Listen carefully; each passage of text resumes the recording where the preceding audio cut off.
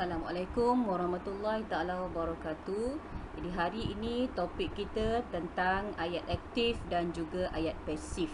Jadi kita tengok dulu pengenalan ayat aktif dan ayat pasif.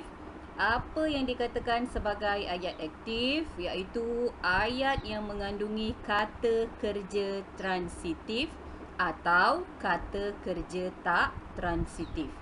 Jadi kalau diikutkan ayat ini polanya frasa nama dan juga frasa kerja. Maknanya subjek terdiri daripada frasa nama, manakala predikatnya terdiri daripada frasa kerja. Sama ada frasa kerja transitif ataupun tak transitif.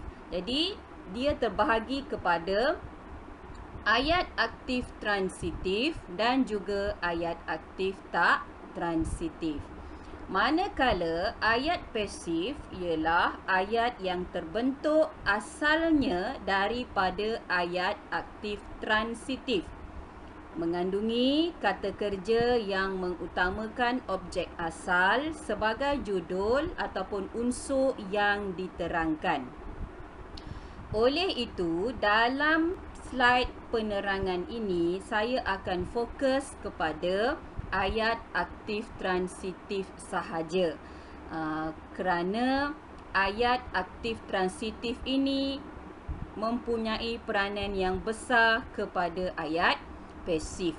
Jadi untuk kajian kita, untuk memenuhi keperluan soalan SPM, kita tidak akan lihat tentang ayat aktif tak transitif.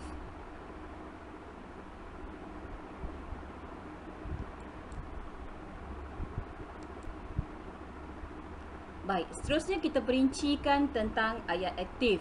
Jadi ayat aktif ni sebagaimana yang diberitahu tadi terbahagi kepada dua, iaitu ayat aktif transitif. Apa maksudnya? Ayat yang menggunakan kata kerja transitif. Kata kerja transitif ni mesti diikuti oleh objek. Objek terdiri daripada frasa nama. Objek ni berperanan sebagai penyambut kepada kata kerja transitif. Jenis yang kedua ialah ayat aktif tak transitif, iaitu ayat yang mengandungi kata kerja tak transitif dan tidak diikuti oleh objek sebagai penyambutnya. Jadi sebagaimana yang telah saya beritahu tadi, kita akan memberi fokus kepada jenis yang pertama, iaitu ayat aktif transitif.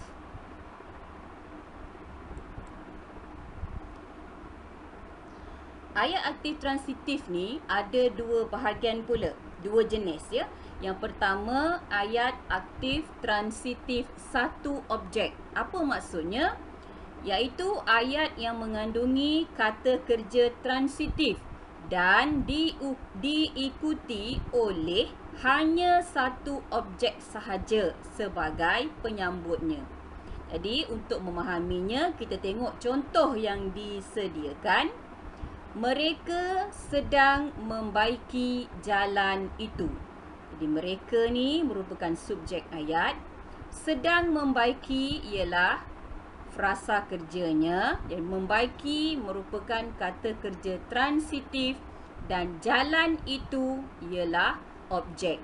Perhatikan, objek mesti terdiri daripada frasa nama yang berperanan sebagai penyambut kepada kata kerja transitif. Membaiki, kalau kita tak tambah objek, maksudnya tidak jelas. Membaiki apa? Jadi kat sini membaiki jalan.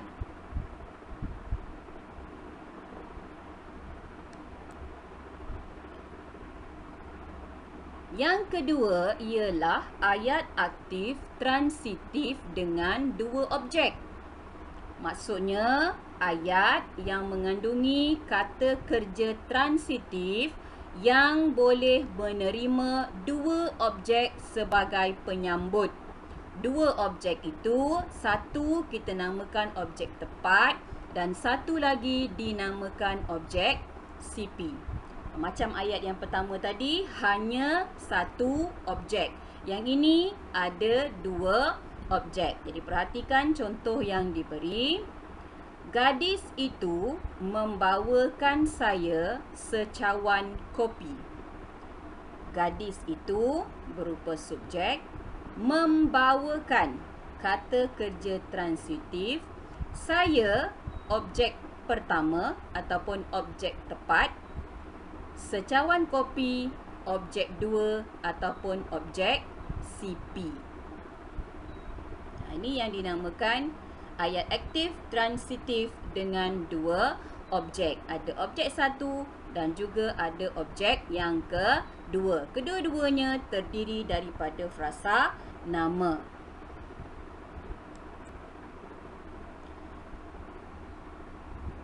Seterusnya kita lihat tentang ayat pasif. Ayat pasif terbahagi kepada 3. Yang pertama, ayat pasif dengan imbuhan kata kerja pasif. Okey, nanti kita akan lihat apakah imbuhan kata kerja pasif. Jenis kedua, ayat pasif dengan kata ganti nama diri pertama. Apa dia kata ganti nama diri pertama? Saya, aku, kami, kita, hamba, beta, patik dan kata ganti nama diri kedua. Apa pula kata ganti nama diri kedua? Kamu, engkau, awak, anda, kalian. Dan jenis yang ketiga, ayat pasif dengan perkataan kena yang hadir sebelum kata kerja. Apabila kita perhatikan ayat tu ada menggunakan kata bantu pasif kena ya. Misalnya kena pukul. Kena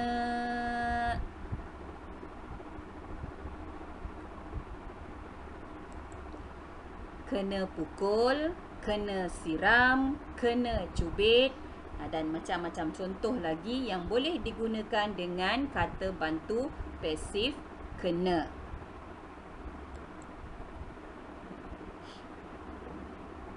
Jadi kita lihat secara terperinci satu persatu jenis yang telah kita sebutkan tadi.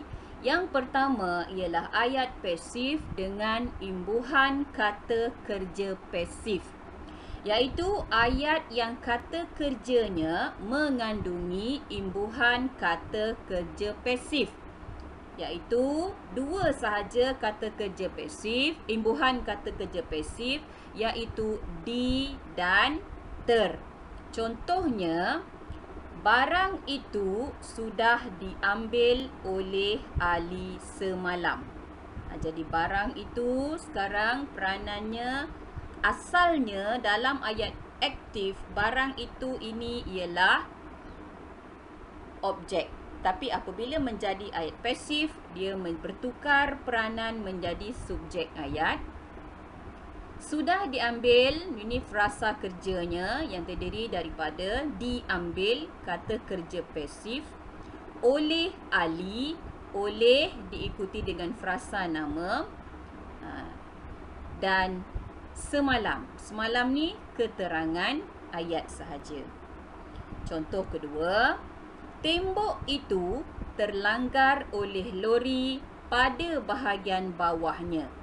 Jadi tembok itu subjek, terlanggar kata kerja pasif dengan imbuhan ter, oleh lori, oleh diikuti frasa nama, pada bahagian bawahnya berupa keterangan ayat. Jadi harus diingat, ayat pasif yang menggunakan kata kerja pasif dengan imbuhan di dan ter ini hanya boleh digunakan dengan frasa nama orang ketiga sahaja. Ya, frasa nama objek orang ketiga.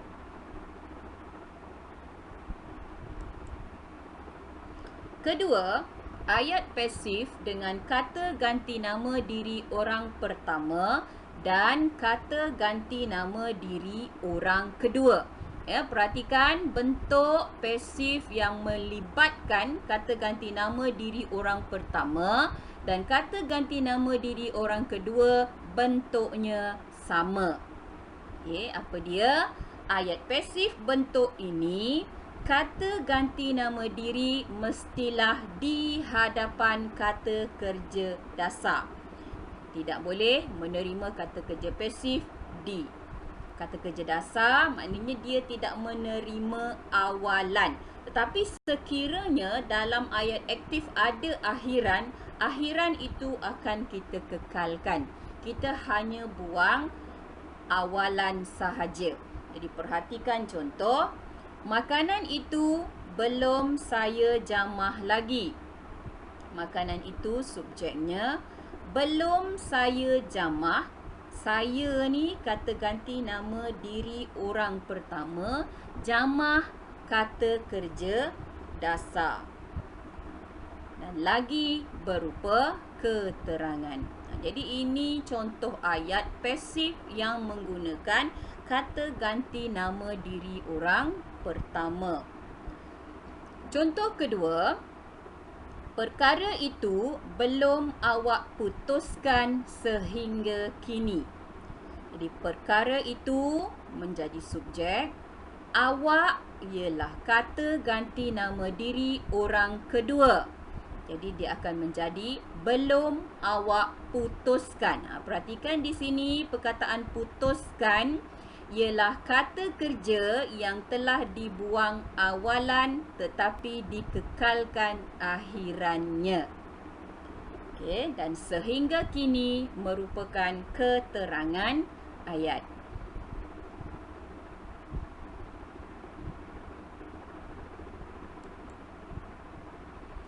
Jenis yang ketiga, ayat pasif dengan kata bantu pasif kena.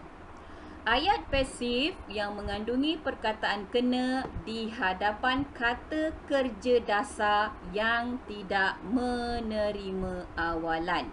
Macam saya berikan contoh tadi, kena pukul, kena cubit, kena siram. Jadi perhatikan contoh ayat yang diberi. Kanak-kanak itu kena kejar oleh anjing. Jadi kanak-kanak itu merupakan subjek ayat. Kena ialah kata bantu pasif kena. Kejar merupakan kata kerja dasar.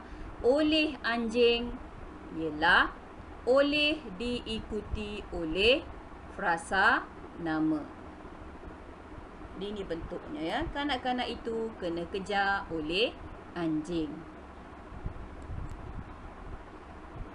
Baik, setelah kita mengetahui apa yang dimaksudkan ayat aktif dan ayat pasif secara umum, sebenarnya ada banyak lagi yang kajian yang lebih mendalam tentang ayat aktif dan ayat pasif. Tetapi sebagaimana yang saya maklumkan pada bahagian awal tadi, saya permudahkan ayat aktif dan ayat pasif ini sesuai dengan kehendak soalan kita, menepati sukatan pelajaran bagi peringkat SPM. Okey, jadi untuk bentuk soalan SPM terdapat dua bentuk soalan. Yang pertama, menukarkan ragam ayat aktif kepada ragam ayat pasif. Kedua, menukarkan ragam ayat pasif kepada ragam ayat aktif.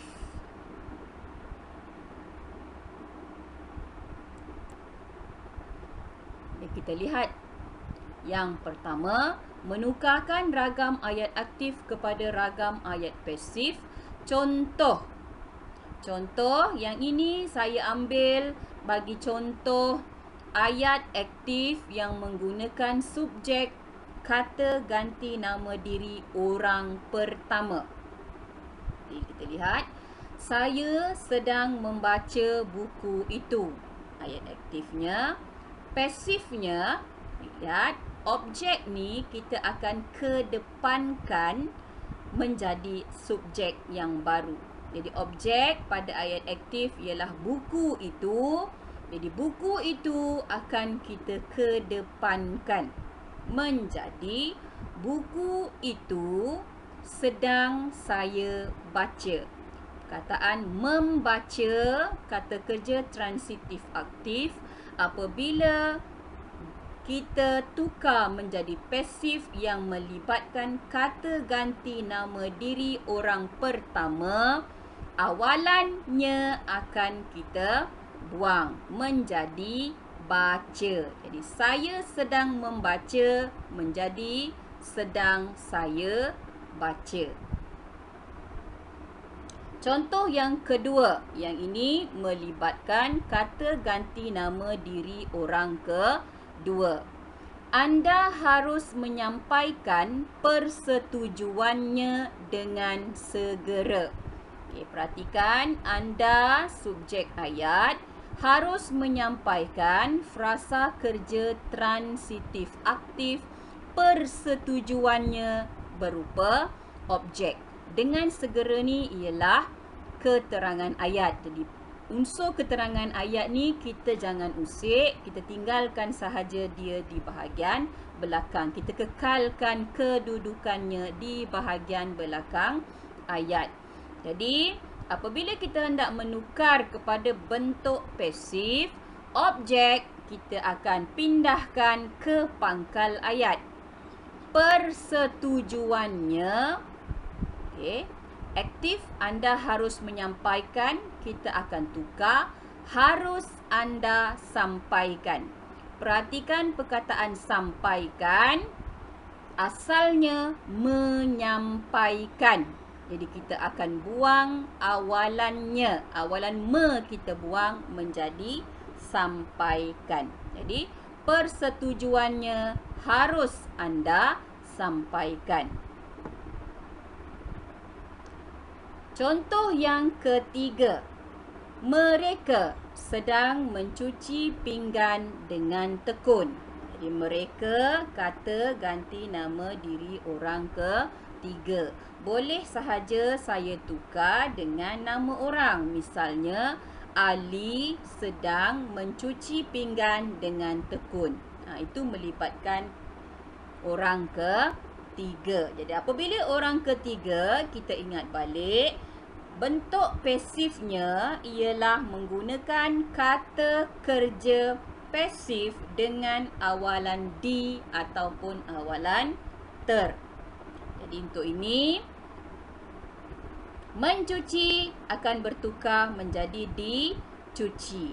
Sama juga dengan yang lain, objek akan kita pindahkan ke bahagian awal ayat.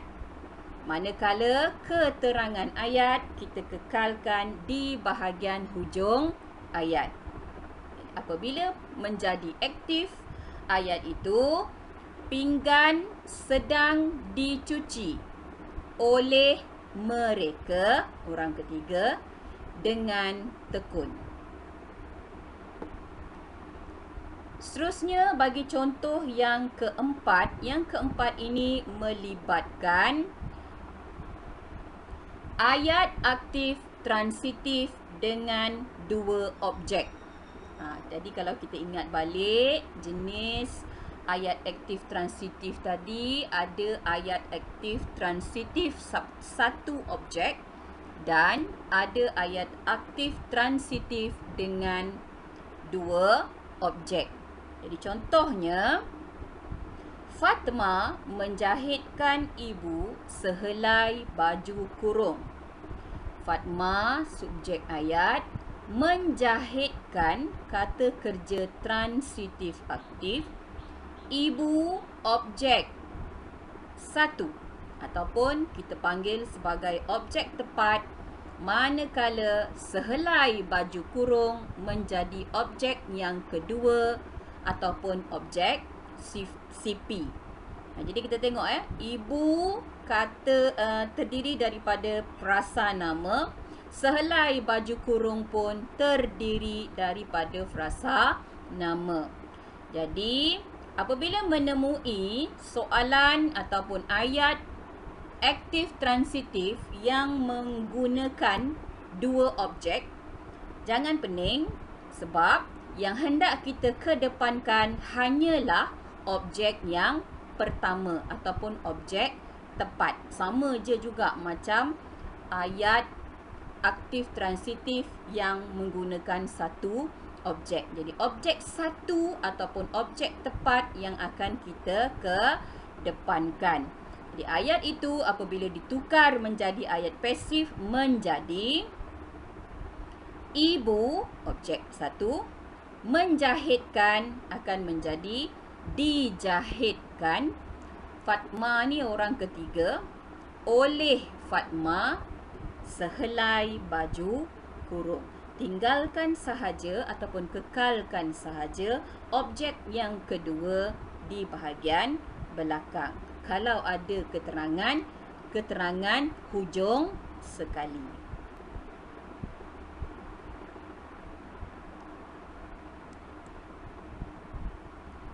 Ini soalan yang jenis yang kedua, iaitu menukarkan ragam ayat pasif kepada ragam ayat aktif.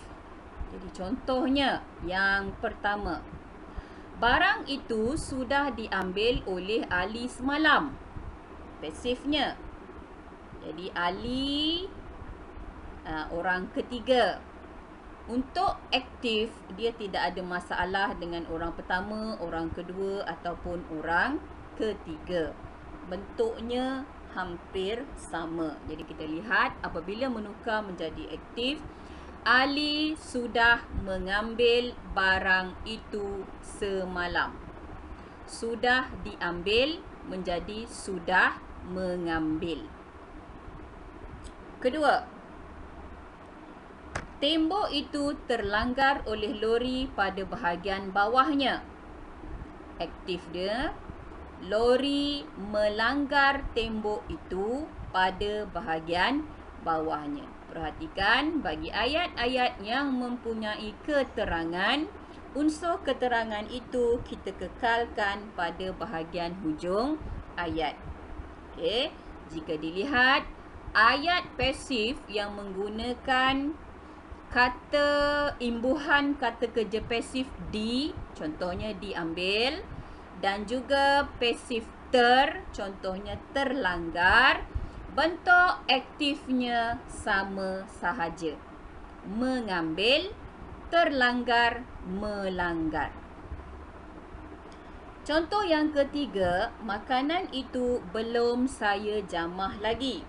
Yang ini melibatkan kata ganti nama diri orang pertama. Jadi, aktifnya saya belum menjamah makanan itu lagi. Perhatikan, belum saya jamah, pasif. Aktifnya saya belum menjamah. Kita akan tambah awalan untuk menjadikan perkataan jamah ini sebagai kata kerja transitif aktif. Contoh yang keempat, perkara itu belum awak putuskan sehingga kini.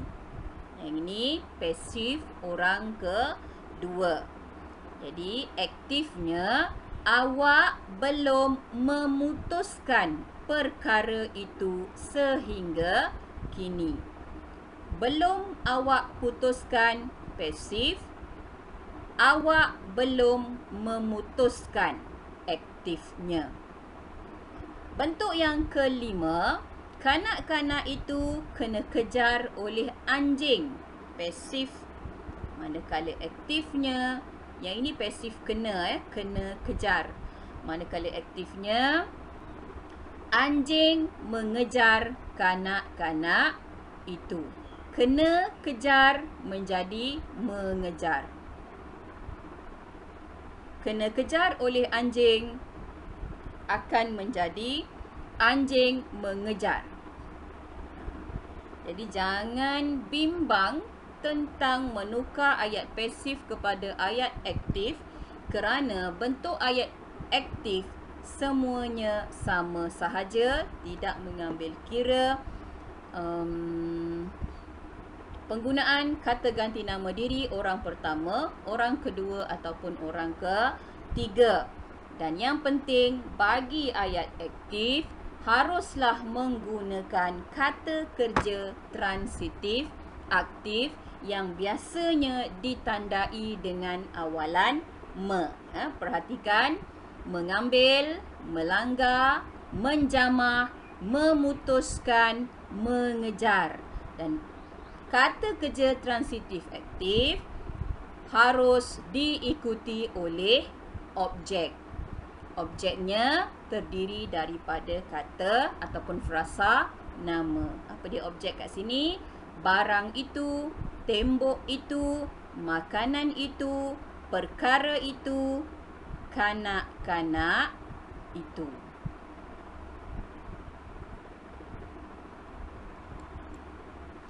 Jadi itu sahaja penerangan ringkas saya tentang ayat aktif dan ayat pasif. Semoga perkongsian dan penerangan ini mendatangkan manfaat kepada semua. Sekian, terima kasih.